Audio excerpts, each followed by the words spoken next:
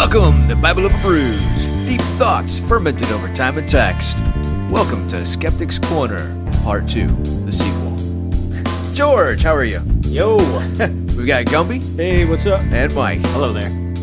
So, we're introducing Skeptic's Corner 2, and in this corner, we've got George. He's going to go for 1 full minute. The Skeptic's Rant. Or close to it. George, ready? 1 minute or somewhere about. Go! And he goes, so today we're going to talk about my favorite part of the Bible, and that's all the violence that occurs. So let's talk about you're all loving, always forgiving God, but somehow he manages to genocide the entire planet, kill entire towns, gives permission to wipe out and massacre an entire population of people. But at the same time, he's supposed to be all loving, all forgiving God. But yet his decisions and his, actions speak otherwise. So I think I don't know. I'm ready to go, though. Let's do this. All right. He was just a few seconds shy, but that's all right. We got the point. We're going to have to deduct beer from him. Was that a... Speaking of beers, we are going to open with Mike. Hey, well, so we're trying a new thing. I decided to start with alphabetical. I got a Alaskan Amber. It's out of, I think it's the Alaska Brewing Company. And it is Amber Ale. It's an alt ale. Its ABV is 5.3. Its bitterness is 18 IBU. And it's actually fed from a glacier in Alaska, so I think that's kind of cool. No, and, that's way cool. Yeah. I mean, how many beers can you say, this is made from a glacier? That's right. Yeah. All right. We'll begin the pour. All right. So, Skeptic's Corner, by the way, what we'll be doing is sampling beers from all over the country and maybe even all over the world. Unlike our regular episodes, we'll be diving much, much deeper into different brews.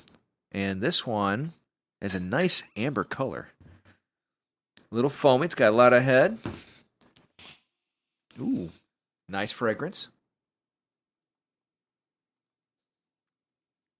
Oh, that's a smooth draft. Sweet. This is a on there. really good glacier.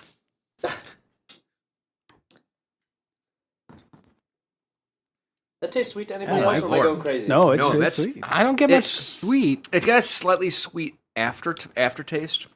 I see what you're saying. I get a chocolatey hint. It's It- interesting. It Me and may, Mike are already disagreeing. It's already, but I mean, a chocolate's sweet. I'm like, is it sweet? You're like, no, but I taste chocolate. You're like, we're already going. No, listen, you're the all Americanized sweetened chocolate. I'm talking about cacao. I'm more natural. I don't even know what that means. I think you just cussed at you, George. no. It's the sound the birds make in the jungles. No, false. It's the cocoa bean. It's before it's sweetened. Oh, Chocolate is not sweet by nature. Either not. way, this is really good. Oh, hey, cool George. Cool trivia for you, by the way. Did you know that chocolate originally was not sweetened? They used red pepper. All right. Yeah. That's making a comeback. I see a lot of red pepper chocolate. That's now. the original way that they would flavor it, is with pepper, not sugar. I could see how that lost the popularity.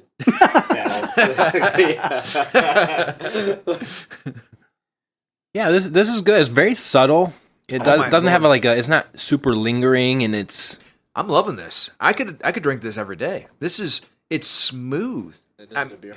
I mean, I feel like I'm sipping on a glacier. I don't know about that. It reminds me of a Christmas ale.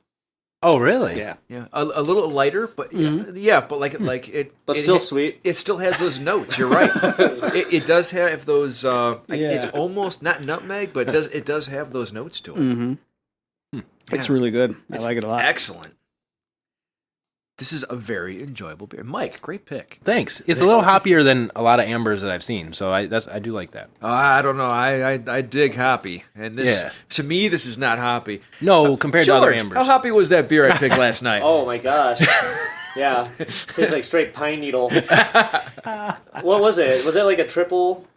It was. I believe it was a double bock. Oh, All was right. Yeah. It was pretty heavy. Yeah. No. You're right. You know what? No, that's mastheads. So yeah, that is a triple. That is a triple. Was it triple? Yeah. Was it an amber? No, it is literally Masthead's IPA. Yeah, that's what I'm saying. It's a for- triple. for amber. Yeah. That's so good. I love oh it. My gosh. I mean, I love hoppy. So to me, this is not hoppy. I'm not saying it's hoppy. I'm saying in comparison to amber. Like ambers in general, like, Okay. to me, are kind of sweet. I can see that. Don't even turn around and start agreeing with me, Mike. Just stay on that side. Yeah. All right, maybe. I wasn't trying to agree with you either. I will never agree with George. You can't agree with me because then he'll leave. Mike is so determined to not agree with him Yeah. that if he did agree with him, he would disagree. I disagree with myself. Did you disagree with me? No. No, I didn't. Somebody else. But Mike, Gumby actually has deep feelings when it comes to the genocide in the Bible. Yeah, I do. That was a transition, huh? Smooth as the beer. Yeah. Well, because we're going into disagreements, right? So I figure, hey, might as well parlay that. Yeah.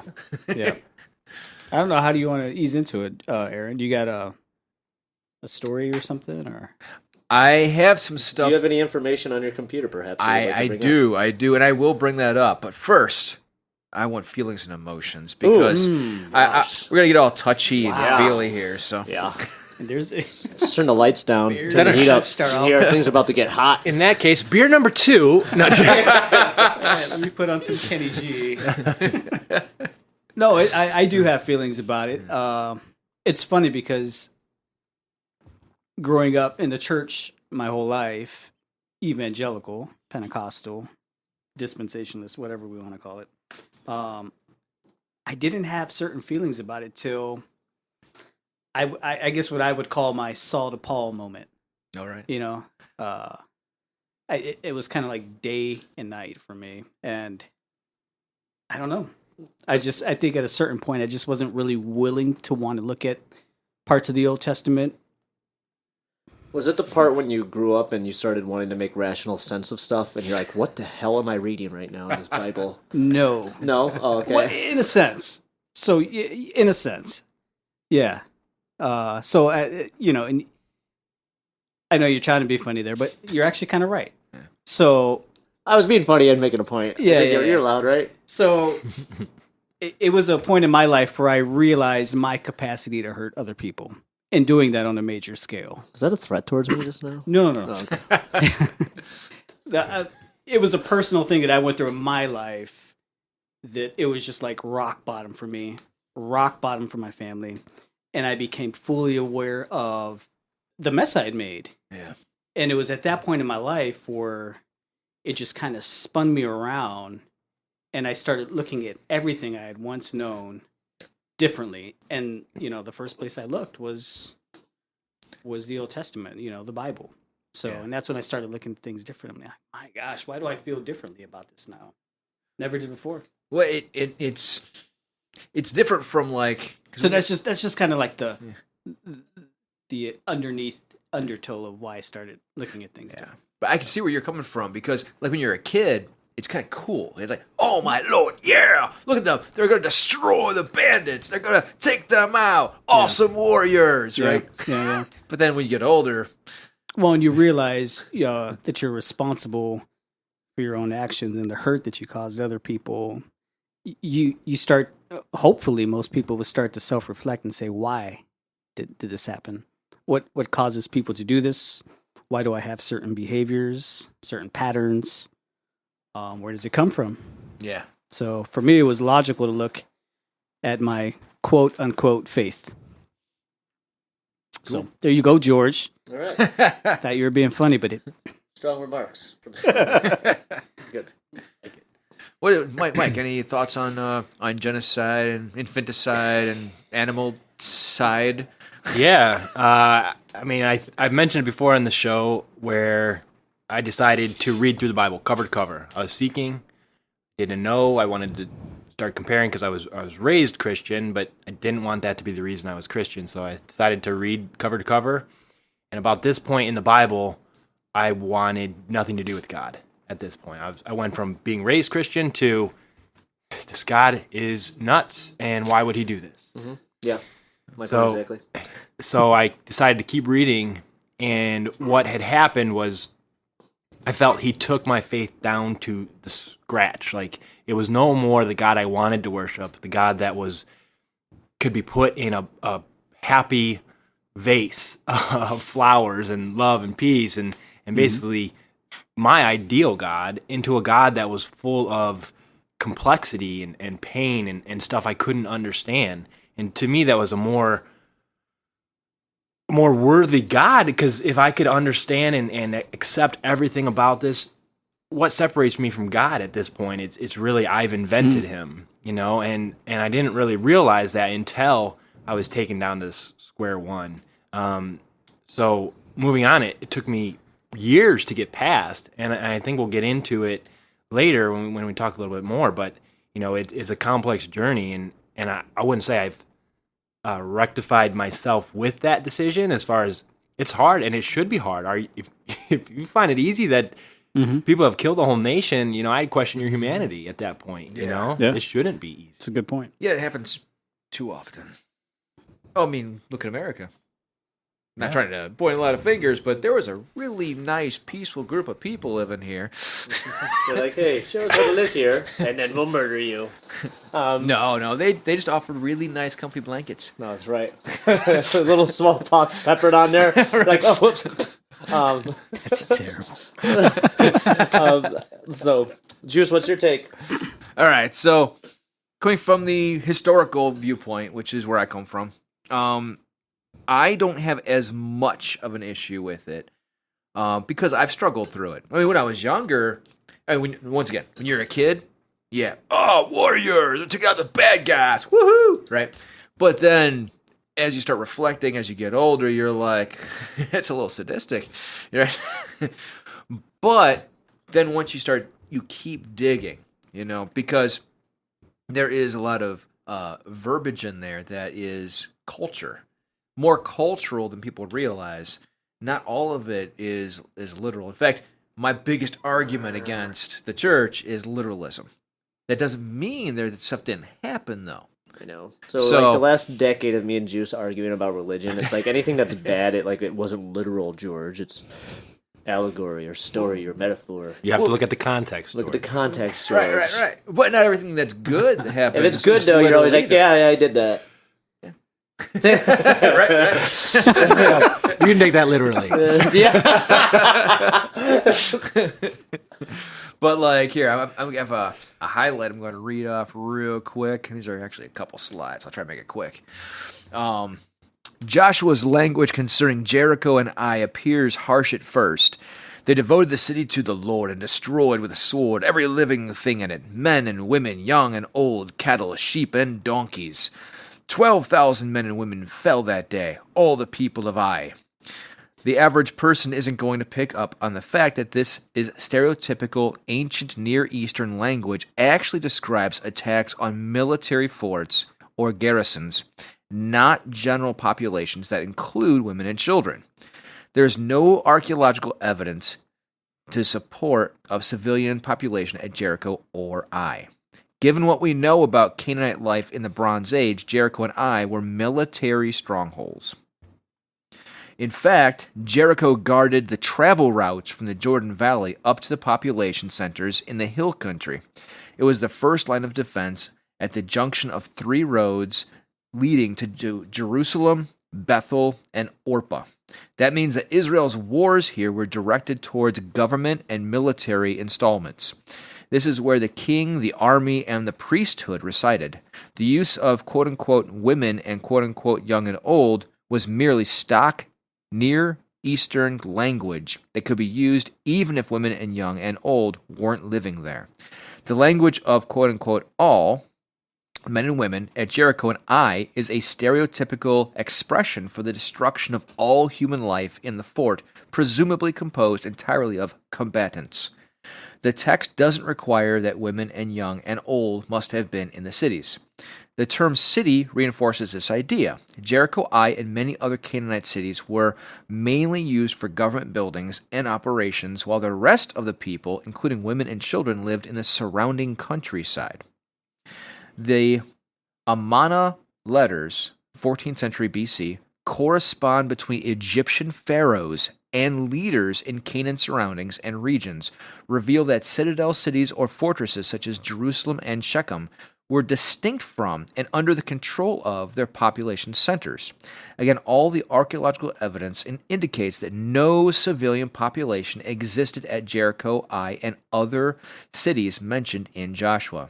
Other biblical evidence of various cities used as fortresses, citadels, or military outposts also exist. This fact is made all the more clear by an associated term, melech, quote-unquote, king. This word was commonly used in Canaan during the time for a military leader who was responsible to a higher ruler off-site. What's more, the battle in Joshua do not mention non-combatants, women and children. We'll get to Rahab later. According to the best calculations from Canaanite inscriptions and other archaeological evidences, Jericho was a small settlement of probably 100 or fewer soldiers. This is why all of Israel could circle it 7 times and then do battle against it on the same day. As a side note, we could add that translating the numbers used in warfare account in the Old Testament can be tricky. The number simply may not be as high as what typical translation indicates. The Hebrew word elef, commonly rendered 1,000, can also mean unit or squad, without specifying an exact number. So if Jericho were a fort, then all those killed therein were warriors along with political and religious leaders. Rahab and her family would have been the exception, non-combatants dwelling with this military outpost. The same applies throughout the book of Joshua. While the biblical text mentions specific quote-unquote kings who were killed in battle with Israel, it does not mention specific non-combatants who were killed. The cumulative case suggests quite the opposite of what we were taught in Sunday school. So, what we are looking at is these cities had nothing to do with women, with children, with any of that. It was stock Near Eastern language and motifs that just means destroy the outpost. Well, that's a Neil deGrasse Tyson mic drop right there. Boom. Except, Nice. Go ahead. Get him, Gumby. except Get him, Gumby. that the justification has not stopped to this day Oh, I've got that too. But in keep going. Palestine. I feel like no matter the time period, no matter the army, no matter the nation, that's always the same argument. It's there's no civilians. As a matter of fact, America didn't kill any civilians in the Iraq War, right? We only killed terrorists. Yeah, you could say that. You could say Right? that. No, well, could that's say what they do say. That's what our military does say, and our government does say. They do, yeah. And that's a lot of the rationale for the military men who don't want to self-reflect and look internally. And I agree with that. I do agree with that. But not just Iraq. What I'm saying is, even today, in this day, Palestine, the nation of Israel, is still surrounding Gaza, which is Palestine, which is i.e. Canaan, Yes. and doing today what it has been doing since ancient times. Yeah. And I do agree with that. The part that I had a problem with is the archaeological evidence. So the evidence points to the absolute certainty that these were military outposts. There But was still, God still ordered someone to kill. there another wasn't even person. enough space. There wasn't even enough space in there to host anybody but soldiers. Isn't that a commandment though? Thou shalt not kill. But like God's like, yeah, kill them. Kill them. Kill Okay, them. now- You're not allowed to kill now- people, but I can tell you to kill people. Now, going to that side of it. Yeah, Okay. go for it. So, and I'm not going to read this one off. I'm going to post this article, okay? Because I don't want to. Too long. Sum it up. Yeah, it's very long. So it's actually by Michael Eisner, and this one goes through and it tells you the reason why they were going through and taking these cities out, and that comes down to And so what's the reason? the Nephilim. Yeah, the Rephaim, the descendants, and So these So were why was it okay for us to kill these people? because they weren't technically people. so here it is, So- George. Now, The rationale is that these people were not fully human. that And is- again, this rationale still exists to this day. That's true. But no, I disagree with that. I don't think anybody's actually saying that anybody's Nephilim anymore. But No, not Nephilim, but not fully human. I mean, well, there are a few conspiracy theorists out there. But Go ahead, George. Thank you. Question? That was very polite of you, George. Thank He you. had his hand raised. They weren't. Can someone please elaborate on that and help me understand? What do you mean they weren't human? So here's the cool part. Okay. like We're- lizard people? We're actually going to be bringing out. Not quite. The lizard people. We're going to be bringing out Michael. Because you could kill Heiser. lizard people all day. Well, George, care. he was here for the Brian Gottawa stuff. He was. That's He what was. his That's stories true. are based off of. The Nephilim. Well, his Chronicles. series Chronicles of Nephilim is. Yeah. Yeah. Right. But they were still people. Like when they were giants, they weren't actual giants like what you'd think of. They were just tall. Well, large You people. think They you're were thinking half- rationally, George. They Don't they think were that. half. Don't think rationally, they were George. Don't half you do human. it. They were half human, and Oh. they were half demon seed. There's no So- such thing as demon seed juice. This is, You apparently, Don't say you demon apparently seed don't to have me. kids.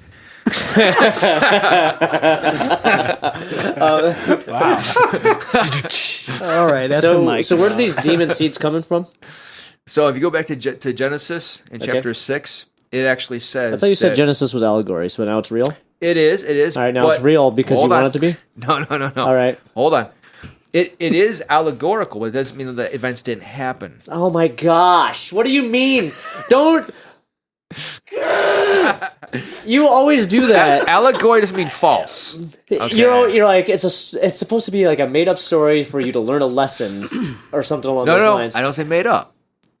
It's like a folk tale. Folk tales are based on truth. All right, just like So it was a flood allegory.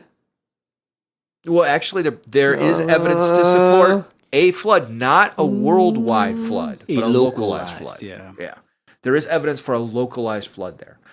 I don't think it was a worldwide flood, and actually, the text supports that because it said that the whole world was flooded, and in their mind, because who's writing the text at the time, the whole world to them was the 70 nations in Mesopotamia. All right, but now that one crazy guy, and I'm sorry if I'm jumping around too much, that has the ark built at that museum. Oh, do we have to bring him up? Yeah. So he said like they created land masses for like the kangaroos to hop all the way from wherever the ark landed. Can we start a And new then beer for this one?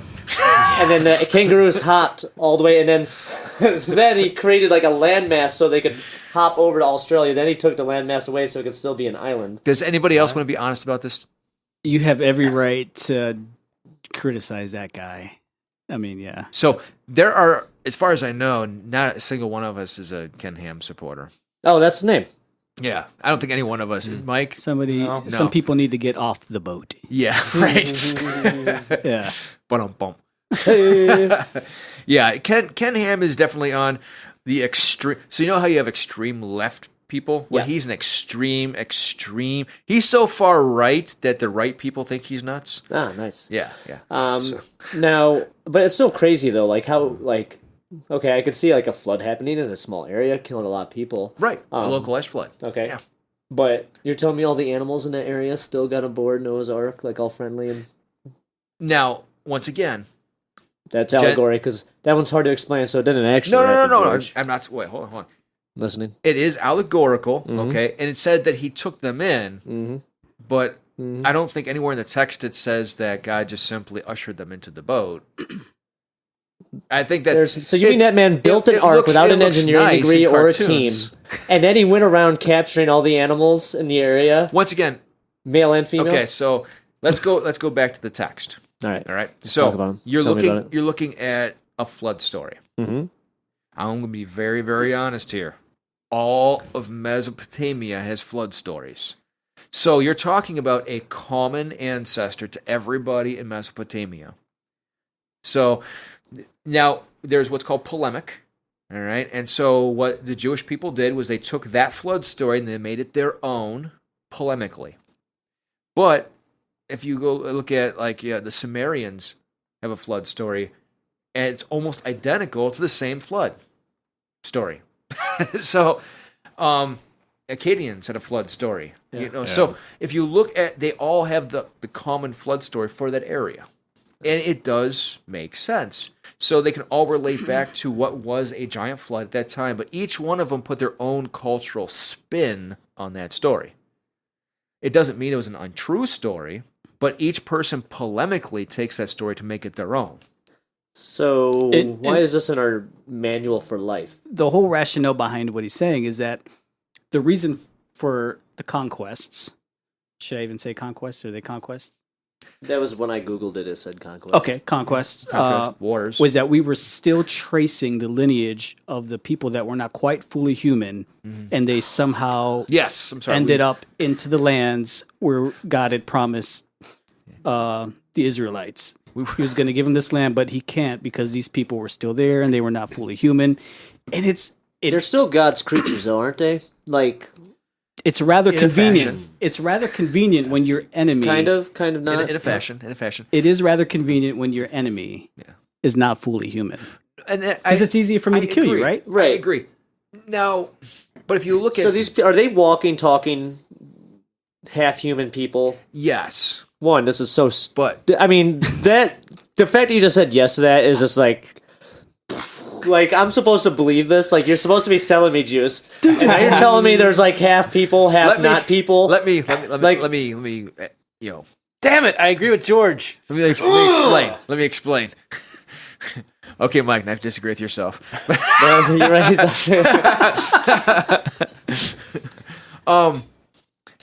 Once again, polemically, this happened across all of the tribes.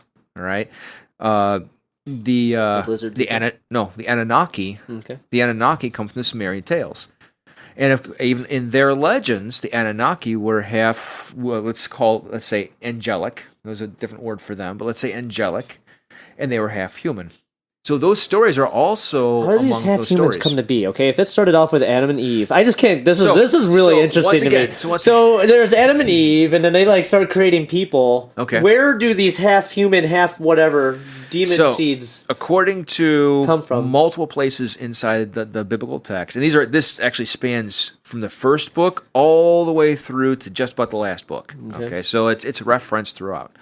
We'll try to cover more of this in a later date when we have Heiser on because it's a long story going from Genesis to Jude, but if you go to chapter 6, it says that the sons of God Okay. had relations with the daughters of men. So, Yeah. and sons of God literally is B'nai Ha-Elohim in Hebrew.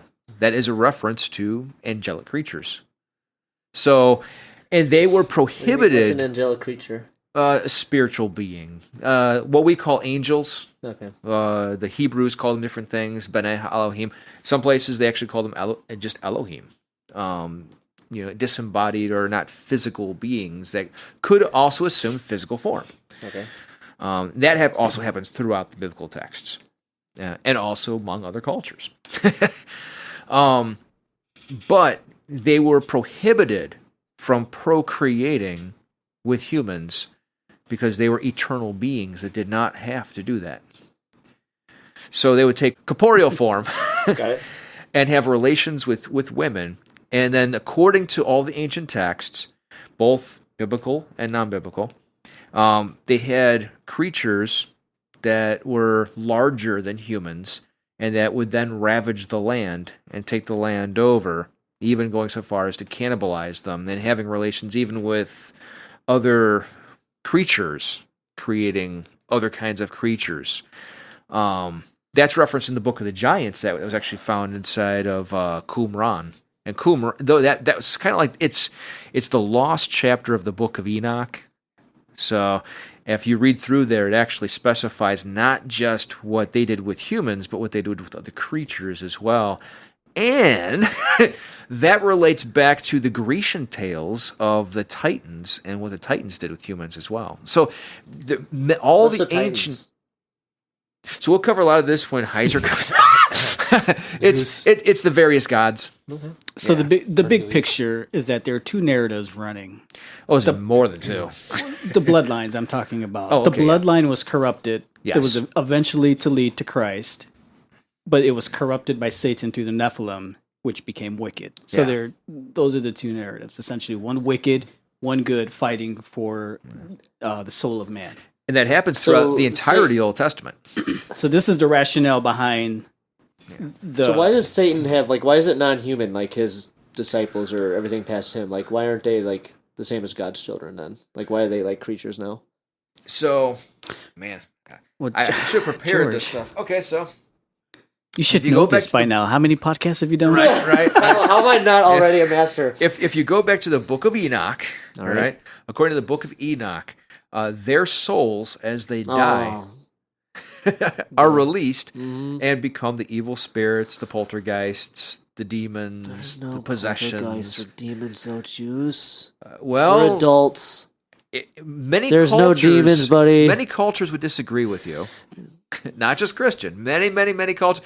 If in fact, Islam is known for having a lot of exorcists, as are the Jews, as are Christians, as are even Buddhists. Believe it or not. So You know, not only would I argue with you guys, my Christian friends, I would be more than willing to argue with them. I think that'd be even actually better. You know what? That'd be fun though, like to have like someone, because I always kind of sorry. let's bring Cleo To in. be clear. Yeah, that one with Khalil. Yeah, we'll bring him in. But I just feel like there's other people from other religions have like, you know, have been studying and have done their, you know, all their homework, and they believe theirs is the only one. Like Cleo does his homework, he knows his religion, and he thinks he is right, and he thinks you are wrong. No, actually, we agree Oh on almost no, everything. no. There's actually a lot of things that we share in common. Yeah. Yeah, I mean, I understand that there are overlaps, but you think his religion is wrong at some point. I think down the he's- road where it zigs instead of zags, and you're like, I no. actually think they're far more right than wrong. So, But you think they're wrong. I'm not going to say Like yours is all right. I'm actually not yours is gonna all right, say- and then his is kind of right because you want to disagree with me. His is Actually- kind of right, actually- but then kind of wrong. But yours is Actually, right. I'll take this down to the Catholic catechesis. I don't even know what that All right. means. He just cursed at you, The George. student. I cursed at you in Vatican. He might as well, he might as well just slap me across the face with a glove with that word. I wouldn't take that. According to What was that word you just said? catechesis? Oh, okay. It's people who study the catechism who are going back into Catholicism. Oh, which, okay. if I haven't announced it by now, I'm entering myself back into the Catholic faith. Hey, really? No one's perfect. It's all good. I thought you didn't like the Catholics. No, I have no problem with Catholics. I thought you were critical of them somewhere in one of the podcasts. I'm critical of everybody at some point. Well, that's good. Including evangelical Christians. Right. So Okay, that's fair. so I think Aaron would be just as critical as evangelical Christians as he would be as any Muslim. Anything. It's true. Now, that's very interesting. Yeah. What made you go down that road? Lots and lots of biblical study, and actually history. Believe it or not, I find it to be the closest to the original truth. So, yeah, ironically. Right. But if you go into the Catechism of the Catholic Church, they actually assign Islam as brothers of the faith. So Except for somewhere they went left instead of right, and no, they actually assign them as brothers of the faith. They don't reject them at all. interesting. Yeah. Wasn't expecting that one. I don't have a response. So since we have silence, let's introduce the next beer. Yeah, well, I Gumby. don't. Okay. Is it another amber? This is yes, It is. It is. This is from Mad Tree Brewing Company, and it is called Happy Amber. And there is no description on here. It is very heady. This is got a very thick amount of foam. Let's see. It's Ooh, it smells good. 8% alcohol. I'm already enjoying And this. I if haven't you didn't tasted it notice, yet. that is a face on the can. I didn't notice that. Yeah, it's pretty cool. Oh, wow. That is pretty cool. Yeah, sorry guys. There's I no thought it was a tree, description. but it's a face. It is from Cincinnati, Ohio, too. Nice. So Okay, so it's a local shout brew. out to Ohio. Okay, it's a nice looking amber. It's a little cloudy, but it could be because it's cold, right? It's a little cloudy. You know. Cheers. I already smell some hops. I Yeah, me already too. smell Maybe some I was wrong hops. about my amber stereotyping. Oh yeah, that's Yeah, hoppy. This one's happy. But it's okay. So it almost, I don't know if this is gonna make sense. All right, but it actually tastes like a deep hop, if that's possible. It's No, we were just having a conversation about half humans, so anything's possible at this point, I guess. right. It's almost like a base version of hop, right? Okay. It tastes a little lower on the Richter scale. Funny, when Jen was picking it, she got it from Trader Joe's, and when she picked it out, she was giving me a description, but I have no idea where she got that description from. Maybe they had a stand Could be making or a it up. flyer. It's good though. It's got some body. I like it. It's got some body. It's sweeter than the last one. Oh, come on.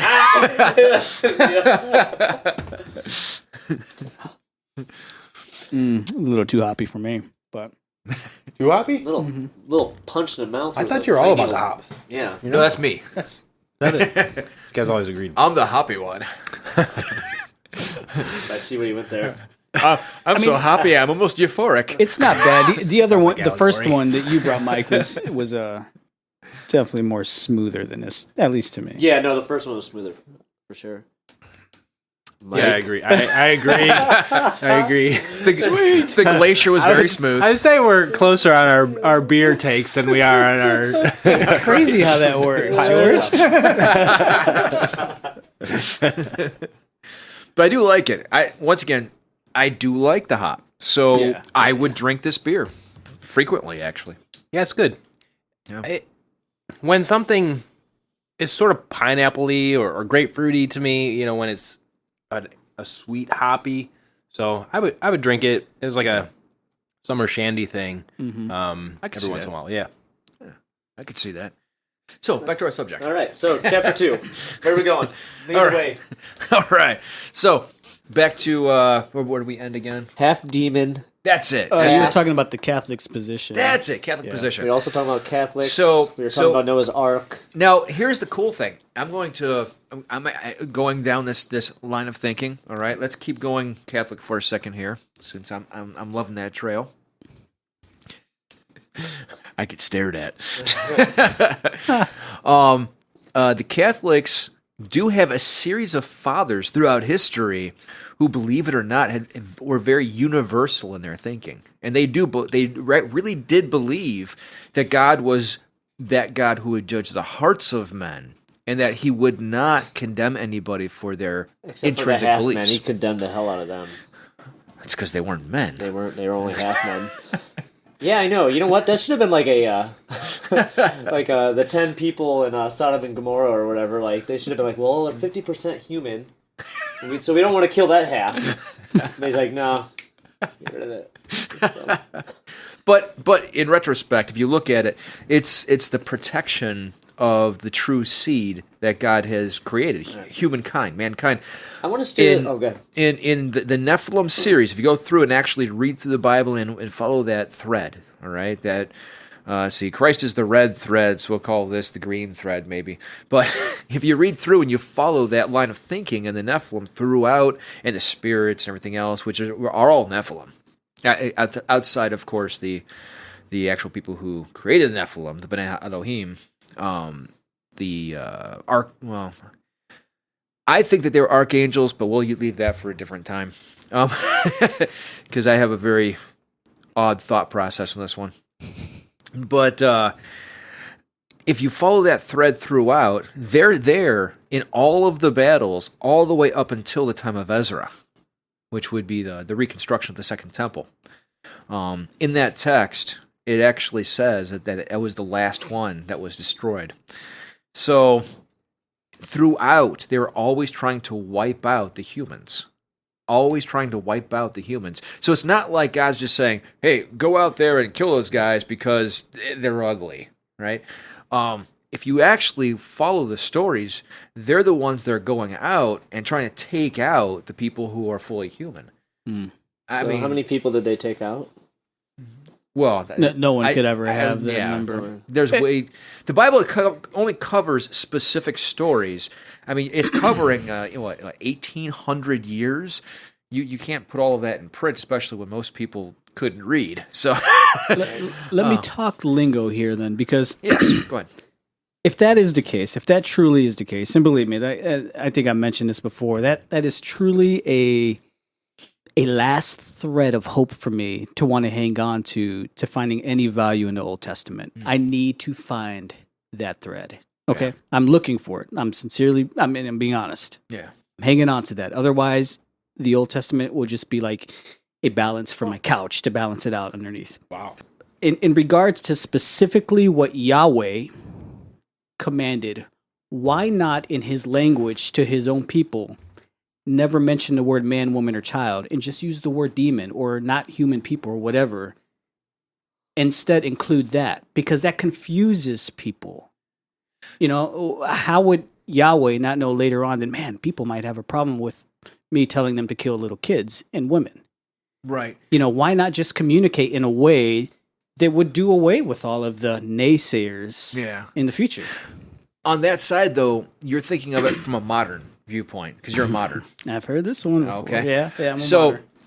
we had way back when, all right, they had particular verbiage, motifs, language, allegorical phrases. Let's pull it up in Aramaic. Well, for example, I could say, man, that was pretty heavy, right? But 1,000 years from now, we're going to need a lectionary to figure out what that means, right? So, or I could say, wow, that's really cool, and they're going to have to once again. Well, why is he saying that's cool?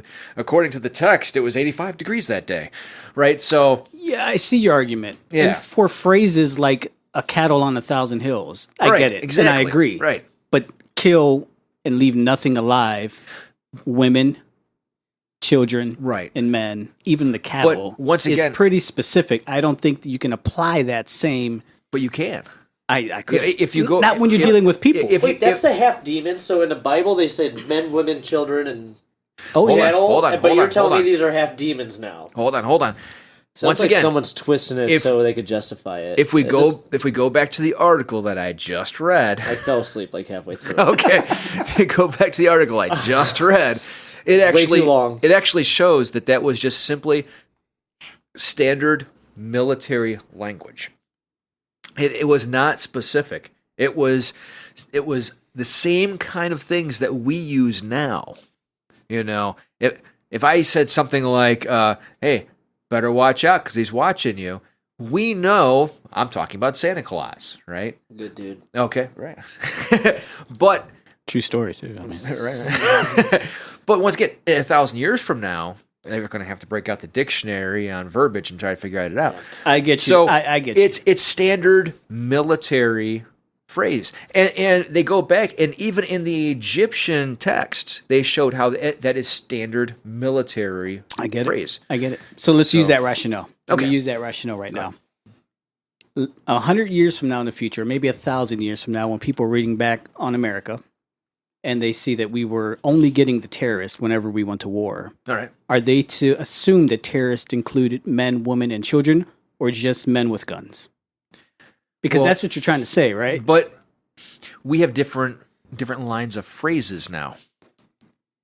So, like, Or do you mean we actually communicate thoroughly? We're moderns, so in we wouldn't use But that 1,000 term. years from now, we won't be. My saying is that Right. Well, for example, it's rather convenient to have that lingo, is what I'm saying. yeah, it's very convenient. But I mean, even our okay, No matter what time period. kill them all, let God sort them out. All right, that's actually a standard military phrase. They don't actually mean kill them all and let God sort them out, because if you follow military protocol, you don't do that. All right, so that you don't literally kill them all and let God sort them out. That's just a hurrah. You're going in. It's not literal. Shoot everything that moves. Right. Yeah. It's not literal. It's just simply that something you throw out there in order to create, morale in the troops. It's a phrase to boost, to make you feel like you're invincible. My cousin, who was Marine Recon, that's exactly what he told me. They have all these catchphrases to boost you up, to make you feel like you're invincible. But you still Okay. have to follow military So protocol. we're just dealing with Joshua's conquest here, but in Deuteronomy and Leviticus, I'm pretty sure it was Deuteronomy, it says not only just to save, kill men, kill women and children, and kill every woman that has slept with a man, except for the young women that haven't slept. That's pretty darn specific It is. language to me. And Are those demons now? and once again, if you follow the line of thinking, Well, that's to George's point. I mean, that's when a demon stops becoming a demon for other reasons. once again, so if you follow their line of thinking, because we're not going by our line of thinking, right? I know. I'm So just saying if it's we're following faulty thinking. If they're going by their line of thinking, it's because those are the ones that would have not been corrupted by demon seed. The young girls, the virgin girls. The virgins would not have had demon seed embedded within them. But So the- that's actually the line of thinking. So for those having a hard time with understanding demon seed, Yes. I'm on board with you.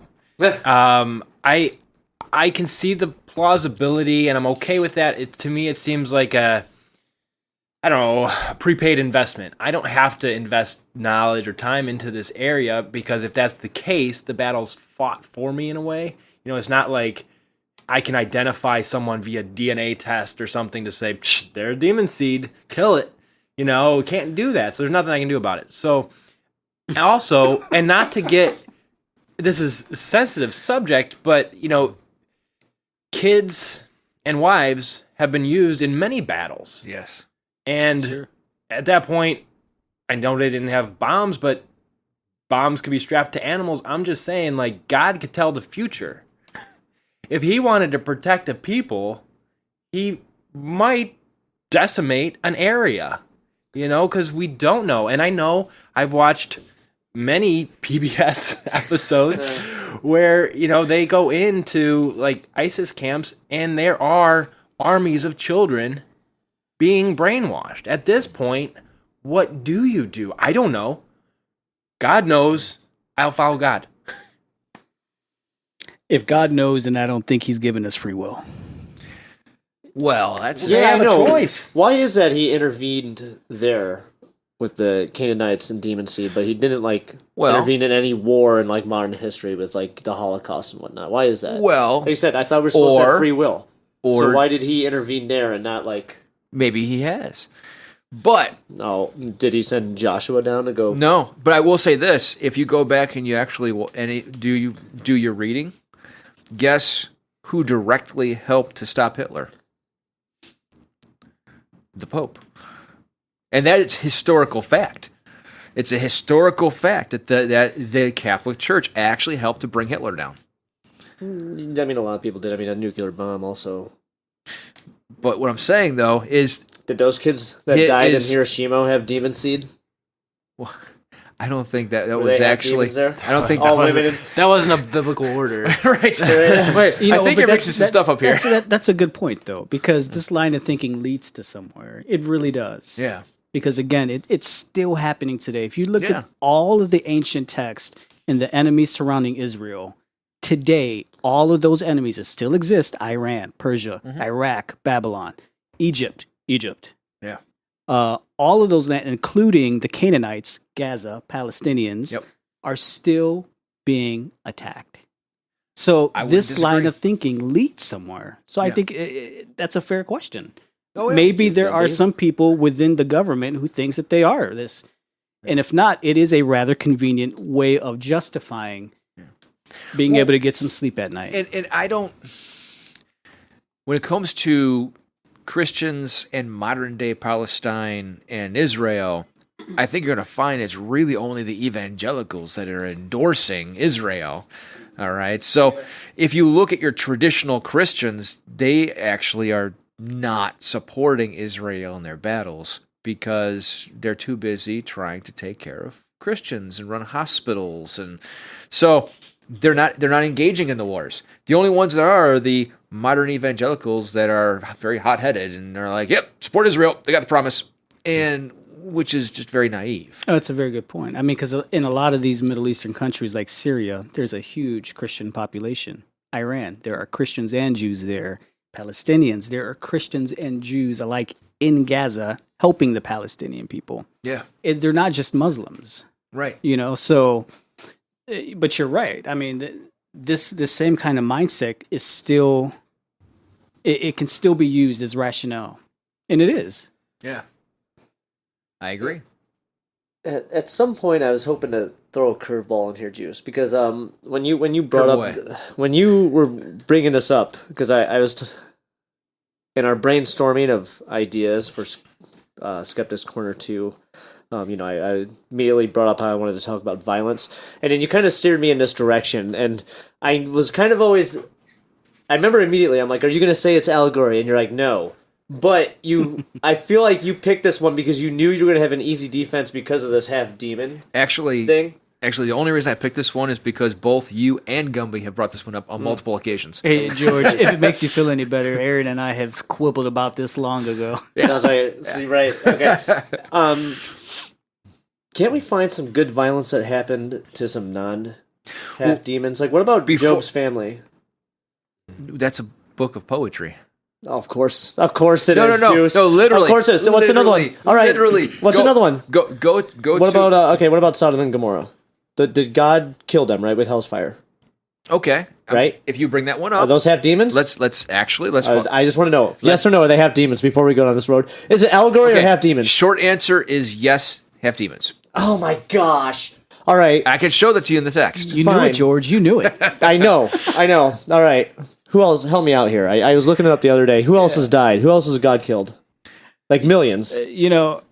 So like, but who? Well, how many are millions half? didn't really exist too much in Mesopotamia at that time. But I mean, how many were not half demons? Tell me somebody. I know you know. Tell me someone God killed that wasn't a half demon. Maybe Egyptian soldiers. Okay. We could go there. It doesn't work in the Old Testament, George. That's the problem you're going to run into. That everyone he killed Here's was a half demon. here's a hint. Look into the New Testament. Jesus doesn't preach conquest. Nope. So my rationale, my thinking was, I always thought, well, that leads me to think two things. Is Jesus and Yahweh? A lot of people like to say that they're the same person. I don't know. What it makes me think is that It's kind of dumb. Then he sacrificed himself for himself. Then By You know, Jesus' own words, he is. he condemned Peter for trying to use the sword Mhm. in the garden right before his death. Yes. And he told Peter, he said, those who live by the sword will surely die by the sword. Correct. And this is something I brought up before. I mean, he didn't tell Peter, now go back and raise an army and we'll prepare and we'll take over Jerusalem and then we'll take over the world. No. But he that's- didn't do that. That's not what his kingdom was about. Right. But it's in total contradiction to what the Old Testament Yahweh was preaching. But if you go and you actually look at your timeline, the last Nephilim was wiped out during the time of Ezra. If you actually follow it. Now, map out any wars in the Bible after Ezra. Yeah, but what did the Jews around Jesus at that time, what were they hoping for? They weren't hoping for Oh, Jesus. no. The rabbis were hoping for a giant military leader who was going to conquer the world. Exactly. So Yeah. this is where I'm saying this is the mindset and the whole thinking and the ideology. Like, it Yeah. goes somewhere. It doesn't just go away. I don't disagree with that. And Christ was trying to bring another way. Isn't that what modern evangelicals are doing? When they're sitting there like, God's going to come and here comes the rapture and Yep. all you people who are not as deserving are going to go, you'll burn. Well, that's an easy mindset to fall into because then you don't have to care less what happens around the world. The world could be literally falling apart, and in many ways and in many parts of the world it is. But Jesus is coming at any moment, so I'm okay. Right? So Why recycle? Give it up. yeah, I'm going to get raptured. Again, like Brother Nathaniel says, bad morals again. follows bad theology. There you go. But treading back, if you look at the green thread, like I said, if you follow the green thread, that ends. All of it ends once you hit Ezra. So you don't see it. You do still see some stuff in like the Maccabees and stuff, but they're simply fighting against, and they're not, military wars that God has dictated at all. It's just simply responses back and forth between them and the Ptolemies or the Seleucids. So they still have some fights back and forth, but all of the God-induced wars are gone. So here's another line of thinking in here. If, speaking of our country today, geopolitically, if I were looking for a blueprint to how to control our foreign policy today in the Middle East, where do you think I'd look to? The New Testament, of course. I would go right to the Old Testament, right?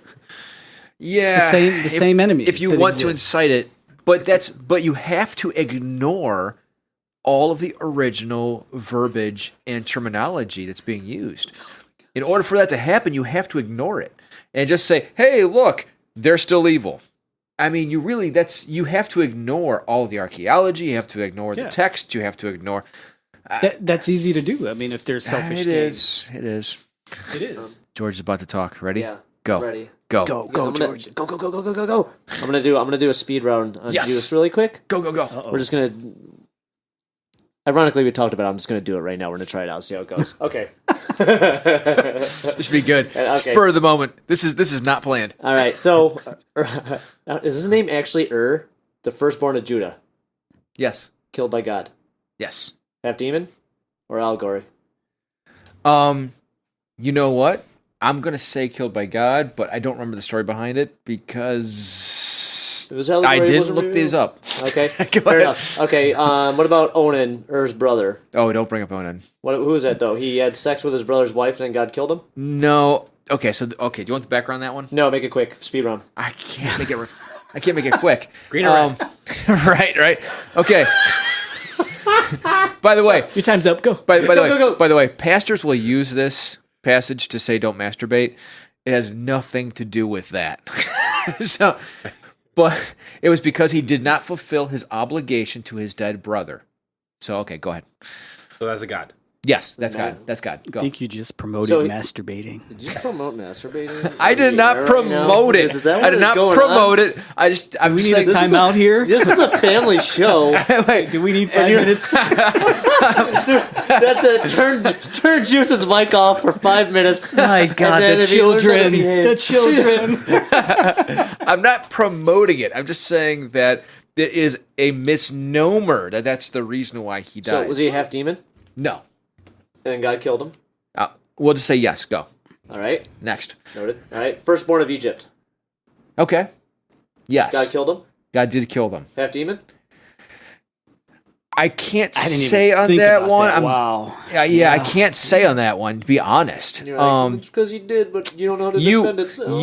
No. I'm not going to defend that because you could infer it, but I can't say that it is. Let me give you the rationale So, this Pastor I Lane can't say it Craig is. said today Okay. on that. This is what they'll go to. Seriously. God is God. He gives life. This is literally what he said. He gives life. That's and he true. takes it away. He owes you nothing. Okay, there is that. But God sucks. Well, hold then. on. Now You ain't gonna do anything about it. they were warned. He did warn. I thought he was supposed to be all in his loving. defense. And I thought we were supposed to get free will. In his defense, well, they did. In his defense, he did send them to the king. Why isn't Pharaoh, he doing this now? Pharaoh. Why doesn't he engage Hold in on, this behavior? hold on. In his defense, he did go to Pharaoh, and he gave him the option and said, "If you release them, I will do nothing further." He did say that. He did warn them. My God, my parachute is a knapsack. So, Dr. Craig said that the reason why the Canaanites at that time were killed was because they didn't obey God's orders and didn't just flee. I'm not He gonna- said if they would have ran away, no one would have got killed. I'm not going to defend the evangelical stance. That's the problem with the Palestinians today. They're just hard-headed. They won't run away. If they run away, no one would die. Once again, I'm going to go with, because it's in the text, okay, in the text, he went there and he warned Pharaoh and said, this will happen, but if you release them, we will not. So he did warn them. That's where I'm going to stop right there. Go ahead. All right. Israeli. I can't say it. Help me out. Israelite. Israelite? Yes. Okay. Complaining against God, and then he killed him. His own people. Uh-oh. And that one is interesting. And were they half demons? Now, I'm going to say... And was it allegory? No, hold on. I'm going to say that one is actually still one that I'm studying. So, until further notice, yes, he killed them. We can neither confirm nor deny. I can't, honestly, because that is actually still one that I'm trying to dig further into the Hebrew on right now. But go ahead. Yeah, he doesn't like the Israeli light. How do you say that? How am I messing up? Israelite. Israelites. Thank Now, you. mind you, I'm just going to say that Israelite as opposed to Israelite heavy. So. Thank you, everyone. Don't forget to tip your waiver. I'll be here all week. Join us for the rest of the conversation in part 2.